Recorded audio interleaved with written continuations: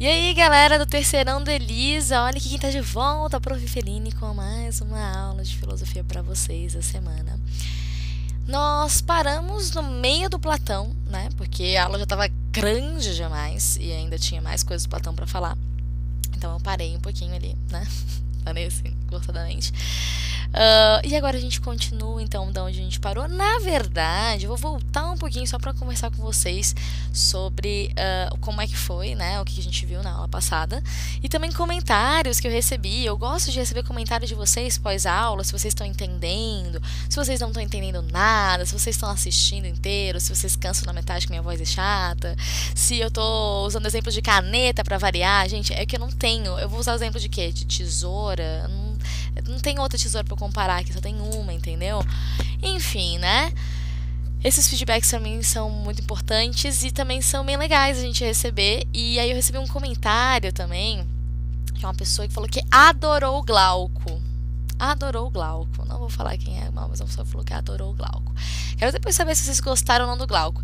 Professora, quem que é o Glauco? Eu já não lembro mais. Tem aula passada para assistir, mas vou recordar vocês um pouquinho. Glauco é o cara que estava conversando com o Platão, mentira, com o Sócrates, e que estava defendendo que as pessoas elas são injustas por natureza e que elas só são justas sob pressão, né? Quando elas vão, enfim, elas podem sofrer algum abalo da sociedade, alguma punição. Então a pessoa só não bebe e dirige porque ela sabe que tem blitz, mas não porque não pode, né? Não é nesse sentido que a pessoa deixa de fazer as coisas, só porque ela tem medo de alguma punição.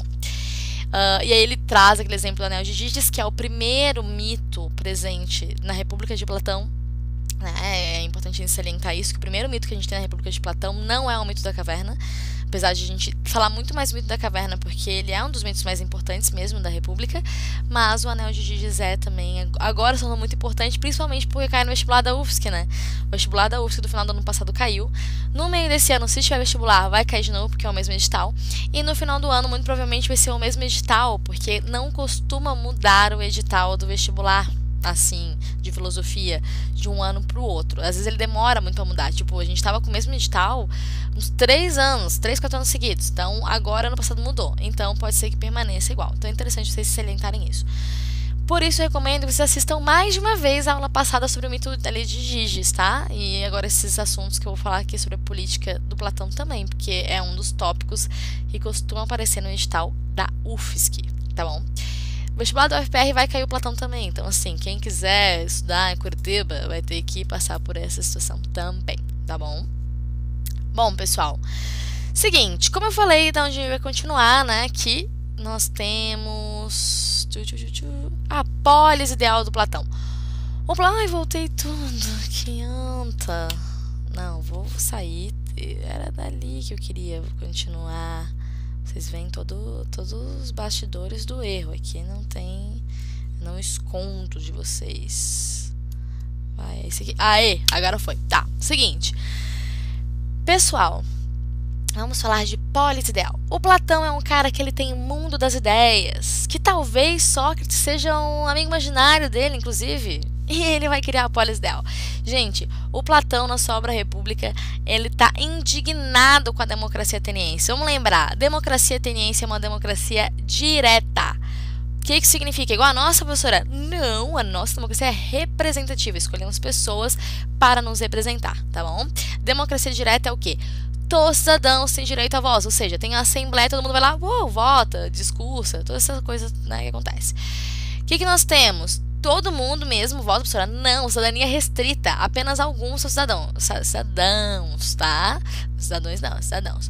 Homens livres, maiores de idade, atenienses, filho de pai e mãe ateniense. Nossa, assim, excludentaço, gente. Quase ninguém era cidadão, mas era real, tá? E como também essa cidadania, né, essa galera, os cidadãos, eles ficavam muito nesse discurso das aparências, muito no discurso dos sofistas, o Platão, o Sócrates não curtia muito. E por isso, então, o Platão ele vai lançar na sua obra República uma polis ideal, tá bom? Uma cidade ideal, uma forma de governo ideal na visão dele. certo? Vamos ver então como é que funcionaria essa polis ideal. Para Platão, nós teríamos um sistema educacional comum, que chama-se de paideia, tá bom? A gente viu isso ano passado no segundo ano, para quem estudava na Elisa junto com a gente, né? Então, essa paideia, esse sistema educacional comum, colocaria todos na mesma condição, né, de início, para que a partir daí eu escolhesse o governante. Como é que funcionaria? Todo mundo faria a função de produtor inicialmente, porque é importante nós termos produtores, tá bom? É importante ter gente para produzir os bens de consumo, é importante ter pessoas para produzir os bens necessários à nossa sobrevivência, né? O alimento, a roupa, enfim, né?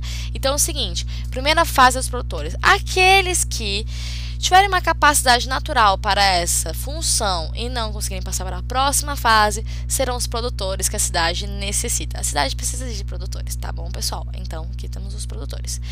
Aqueles que passarem nessa fase vão para a próxima e irão para a fase dos guerreiros. E nesse sistema educacional dos guerreiros, se aprende sobre música, sobre poesia, puxa ferro, galera do crossfit, assim, ó, tá com o corpo preparado para guerrear, porque é necessário que uma cidade tenha guerreiros, certo? Tenha, então, aqueles que vão defender a cidade de qualquer coisa que possa vir, né, a ser ruim. E, por fim, nós temos os filósofos. Bom, aí aqueles que se identificaram em tal função ficaram aqui. A última fase mais evoluída, olha o Platão se achando, né, pessoal? É a fase dos filósofos. Os filósofos vão estudar, então, filosofia, né, dialética e geometria. Sim, geometria. Existe uma inscrição na entrada da Escola de Atenas que vai dizer o seguinte: são bem-vindos os versados em geometria. Galera, não pode não saber geometria e ser platônico, né? Usando Platão, né? Hoje em dia os filósofos assim, são uma pataquada na matemática, mas alguns, né? Mas, nesse momento aqui do Platão, tem tudo a ver, tá bom? Bom, seguinte, porque as formas ideais lá do mundo das ideias de Platão são baseados nas formas perfeitas, né, da geometria. Então, é tudo relacionado. Dos filósofos, a gente tira o governante ideal, que a gente pode chamar de rei filósofo, tá bom? Como é que a gente chama esse tipo de governo do Platão? Podemos chamar de uma oligarquia? Poder para poucos? Podemos. Mas existe um termo mais apropriado quando a gente fala do Platão, que é a sofocracia, tá bom? Sofocracia, que significa o quê? Sofo, né? Sofos, que vem de sabedoria. E o cracia, então, poder. Então, o poder para aquele que tem, né, que é sábio, né? Aquele que mais conhecimento, então, vai ter o poder. A política platônica é super relacionada com a ética platônica. Por quê? O governo da cidade é semelhante ao autogoverno. Segundo Platão, nós temos um corpo que é um mero veículo da alma, que está ligado ao mundo sensível e, portanto, ligado ao engano, e a gente não dá muito valor. E nós temos a alma, que é a portadora das ideias, certo? Das ideias perfeitas, eternas, imutáveis, e que é muito importante. A alma, ela é eterna, ela é, meu Deus, tudo de bom, não é mesmo? Bom, essa alma, ela vai ter muito mais funções do que os outros filósofos costumam atribuir. Portanto, a alma do Platão, ela é tripartida. O que significa isso? Ela tem 3 partes, né? Onde eu vou ter alma concupiscível, alma irascível e alma racional, pessoal. A alma concupiscível seria a nossa alma responsável pelos desejos, tá bom? Fome, sede, calor, sono, desejos, né? De um modo geral, que são necessários à nossa sobrevivência. A alma irascível é a alma de defesa, autodefesa. Então eu vou ter emoções, né, através dessa alma para me defender de coisas que podem ser maléficas, né? Então a raiva ela é necessária em alguns momentos para me defender de coisas que são ruins, né? Ou buscar coisas que são boas, né? Através do amor, através da alegria, enfim, entre outras coisas. Então a alma irascível ela se relaciona com a autodefesa do indivíduo. A alma racional ela é superior às outras 2 almas. Ela é a alma que possui as ideias, mundo das ideias inatas, tá bom? Ideias perfeitas, as ideias de bem, de belo, vão estar aqui nessa alma racional. E a alma racional ela precisa ter o controle da alma irascível e da alma concupiscível. Ela é superior às outras 2 almas. Portanto, isso aqui se trata do autogoverno do indivíduo, bastante semelhante ao governo, então, da cidade. Professora, por que que o filósofo é o governante ideal para o Platão? Porque o filósofo é aquele que sai da caverna, é aquele que vai conhecer ideias que só existem no mundo das ideias, como, por exemplo, a ideia de bem, a ideia de belo, a ideia de justiça. Justiça é uma ideia que vai estar no mundo das ideias, é uma ideia que ela é única, ela não é uma ideia que ela varia, ela não é uma ideia presa no conveniente, como a gente já viu na aula passada, tá bom? Então, como a gente, né, havia falado dessa relação corpo e alma no Platão, nós vamos ter a alma como mais importante, possuidora das ideias, as ideias inatas, tá bom? Daquelas ideias do mundo das ideias, e o corpo relacionado ao sensível, e portanto o corpo não é tanto assim de grande valia para o Platão, tá bom? Mas não é por isso que a gente vai sair na rua e botar nosso corpo aí à mercê de um coronavírus, tá bom, pessoal? Vamos permanecer na caverna, permanecer em casa. Bom, o que mais? Se vocês repararam, uma necessidade do Platão não tem artistas. Por que não tem artistas? Platão não gosta de artistas, tá? Por que que Platão não gosta de artistas? Porque artistas, eles nos conduzem ao engano. Vamos pensar o seguinte. Ó, eu ia pegar a tesoura aqui. Vou pegar essa flor, olha só, que eu ganhei das alunas Lívia e Aline, da 302, ano passado, no meu aniversário, tá aqui na minha escrivaninha, pessoal. Bom, seguinte, essa flor aqui, ela foi feita, né, por um artista, né, porque ela não é real, porque eu ganhei ela em novembro do ano passado. Se nem meu cacto sobrevive, imagina, né, se fosse uma rosa de verdade. Bom, pessoal, é o seguinte, ela foi feita por alguém, ela foi fabricada, então, por alguém copiando as rosas reais que a gente vê por aí, né? As rosas do mundo sensível. Porém, as rosas do mundo sensível, mesmo assim, elas não são perfeitas. Elas são imperfeitas, né? Porque elas já são uma cópia daquilo que tem no mundo das ideias. Então vamos pensar o seguinte: tem a rosa do mundo das ideias, que ela é perfeita, tem a rosa do mundo sensível, tá? Que ela tá mais próxima do que é o perfeito, mas ela ainda é imperfeita. E tem a cópia aqui, ó, daquela rosa que tem no mundo sensível. Ou seja, isso é a cópia da cópia daquilo que é então ideal. Eu não lembro agora se ele acho que ele deu outro presentinho. Esse aqui foi só a Aline. Mas enfim, pessoal, muito obrigada. Adoro esses presentinhos de aniversário, tá? Né, apesar de ser a cópia da cópia na visão do Platão, maravilhoso. Pessoal, então, a cópia da cópia, tá bom? O artista, então, ele nos conduz ao engano na visão do Platão, tá bom? O artista nos conduz ao engano. Ele é um cara aí que não dá pra confiar. Então, por isso, não dá pra ter na cidade, tá? Outra coisa, quando a gente fala da arte, da estética no Platão, ele vai falar de um conceito que se relaciona à arte estética, que é o conceito de belo, tá? O que é o belo? É o cantor, o pagodeiro? Também, pessoal, mas não só isso. O belo, ele é aquilo que nos agrada. Então, o belo não pode ser algo relativo, né? Tipo, eu pegar, mostrar aqui, né, no celular pra minha amiga, olha só o cara que eu tô vindo, isso aqui. Ah, ele é tão lindo. E ela fala assim, nossa, eu falei, peraí, eu vou achar uma foto bonita, calma, eu vou achar uma foto bonita. Não, né? A gente vê que varia, que a gente tem gostos diferentes, tem gente que tem gostos excêntricos e exóticos, não é mesmo? Porém, não dá pra negar que essa pessoa, ela acha essa pessoa que ela gosta bela, tá bom? Porque o belo, as coisas belas, elas variam. Porém, a noção de belo, na visão do Platão, ela é única. Porque belo é o que nos agrada. Não dá pra negar que o belo é o que agrada. Por mais que o que agrada seja algo diferente para cada pessoa, tá bom? Pessoal, sobre Platão, era basicamente isso. Olha só como foi mais curtinha essa aula e faltava pouquinho pra acabar mesmo. Mas vamos resolver uma questão da UFSC junto, já que eu falei que cai na UFSC. Vamos ver se a questão caiu em 2018, sobre o Platão.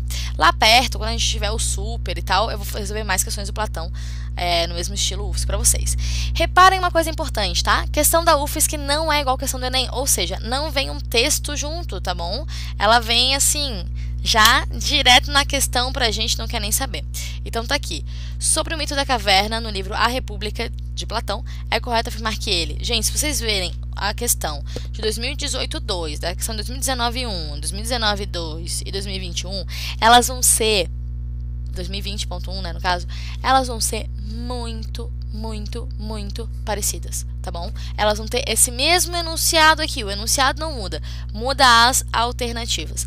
Às vezes eles fazem uma coisinha mais rebuscada, mas é raro, tá? Então já vamos se preparar porque a gente pode ver na prova da UFSC, tá bom? Então vamos lá. Simboliza o esforço do homem para alcançar a sabedoria. 2. Representa o castigo dos homens que infringiram as leis da cidade. 4. Mostra que a sabedoria não pode ser alcançada. 8. Mostra que a sabedoria não está reservada a um só homem. 16. Culpa o sábio pela situação dos prisioneiros. 32. Refere-se à necessidade de investigar o mundo material. 64. Sintetiza a visão platônica da educação. Pausa um pouquinho o vídeo, tenta responder e aí a gente já vai ver agora a resposta e a explicação de cada uma das alternativas, tá bom? Vamos pausar agora.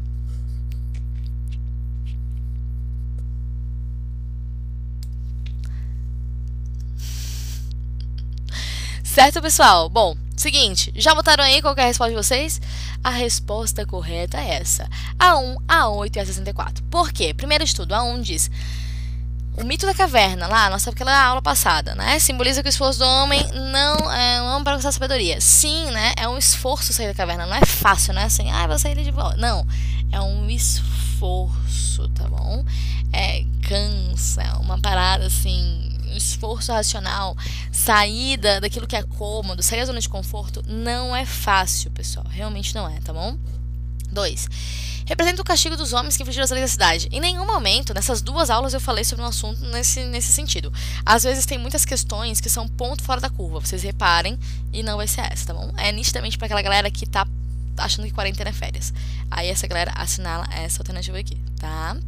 4. Mostra que a sabedoria não pode ser alcançada. Outro detalhe importante. O senso comum sobre a filosofia acha que tudo na filosofia a verdade não é possível, a verdade é relativa, ou... Enfim, né? Qualquer coisa que diga que não é possível alcançar a verdade. Vamos lembrar que de Sócrates a Nietzsche, a verdade ela tem um valor absoluto. O que significa isso? Que a sabedoria ela pode ser alcançada. A verdade ela pode ser alcançada sim. O cara sai da caverna, ele chega na verdade, maluco. Tá bom? Então, preste atenção nesse tipo de coisa. A sabedoria ela pode ser alcançada assim. Esse tipo de questão que remete ao ceticismo, a um relativismo, não é algo que vocês vão encontrar como resposta certa na filosofia, a não ser que eu esteja falando de céticos, de fato, mas é raro falar de céticos, e também de Nietzsche, tá? Mas fora isso, vocês não vão encontrar esse tipo de coisa. 8, né? Mostra que a sabedoria não está reservada a um só homem. Se o cara volta da caverna pra contar aos seus amigos, galera, todo mundo tem capacidade de sair da caverna, tá bom? Só não vai sair porque o coronavírus está lá fora, a gente tem que se cuidar. 16, culpa o sábio pela situação dos prisioneiros. Mais uma alternativa fora da curva e não tem nada a ver. 32, essa aqui, ela causa um pouco de dúvida realmente, tá? Refere-se à necessidade de investigar o mundo material. Parece que já que o mundo material, o mundo sensível, ele é imperfeito, parece que a gente precisa investigar ele para chegar à verdade. Não. Se o mundo material, o mundo sensível é um mundo de engano, para Platão, maluco, esquece, não precisa investigar esse mundo material não faz sentido nenhum investigar esse mundo material. Deixa de canto esse mundo material, tá bom? Deixa, né? Não faz sentido real. Então, assim, não tem por que investigar o mundo material, tá bom? Não tem. Ele é de engano, deixa ele de lado, busca o mundo inteligível que vale mais a pena. 64, sintetiza a visão platônica de educação. Sim, né? A paideia, né, pessoal? Tem tudo a ver. Olha ali, o cara que sai da caverna é o filósofo, tá bom? Quando a gente está falando do mito da caverna, a gente está falando de aquisição de conhecimento verdadeiro para ser o governante. Lembrem que a República não é um texto de conhecimento, ele é um texto de política. E ele fala de conhecimento como consequência, fala de educação como consequência, tá bom? Então, por isso que a gente vai ter desse jeito. Pessoal, sugestões de atividades. Caraca, sugeri coisa pra caramba. Mas, gente, terceirão, né? Terceirão. Moleza a gente ia lá no primeiro ano do ensino médio. Terceirão é estudar. E, gente, não quero ficar aqui, né, cagando moral, cagando regra pra vocês, nada do tipo. Mas estudem, se preparem. Como a gente não sabe qual vai ser desse ano, esse ano tá surpreendente. Eu sei que vocês são chateados, viagem da forma aí, não sei como é que vai ser, entre outras coisas que estão acontecendo. Vamos se preparar, vamos fazer aquilo que está ao nosso alcance. O que está ao nosso alcance? Lavar a mão direitinho, evitar sair de casa, quando sair de máscara, tá bom? E, obviamente, estudar. A gente não tá tendo aula, não é à toa, não é assim, ai não, porque é melhor ficar em casa. Não, gente, é porque realmente a escola é um ambiente onde é muita gente, é um ambiente onde a gente está em contato direto, né? Onde muitas vezes a gente está numa sala fechada com 40 pessoas, o ar-condicionado ligado, as janelas todas fechadas. Então, assim, para evitar a gente ficar doente, que a gente está ficando em casa. Então, vamos respeitar isso e vamos principalmente estudar, galera. Aproveitar esse tempo para estudar, tá bom? Aproveitem que vocês agora são donos do horário de vocês. Vocês podem assistir essa aula à tarde, vocês podem assistir essa aula à noite, na TV da sala. Teve gente que me mandou vídeo assistindo na TV da sala, eu até fiquei assustada, como eu estava escandalosa. Então, assim, assistam as aulas, assistam de novo se for preciso, tá bom? E façam os exercícios. É muito importante. O exercício é parte de treino. E eu tô no plantão pra conversar com vocês, tirar dúvidas, enfim, né? E eu tô com saudade de vocês, então apareçam também. É bem legal, é bem importante, tá bom? Sem ficar com vergonha, não, porque a gente é amigo, pô, além de professores e alunos, tá bom? Então é isso. Página 32 a 5, página 33 a 2, a 3 a 4 e a página 34 a 5. Professor, eu tô muito afim de fazer mais questões. Faça, meu querido, tá bom? Quanto mais, melhor. Mas essa aqui eu tô sugerindo, não sugiro todas elas, né? Porque eu penso que vocês têm outras disciplinas também pra dar conta, tá bom? E no mais, é isso, pessoal. Muito obrigada. Muito bom estar com vocês mesmo na distância. E até mais. Até a próxima.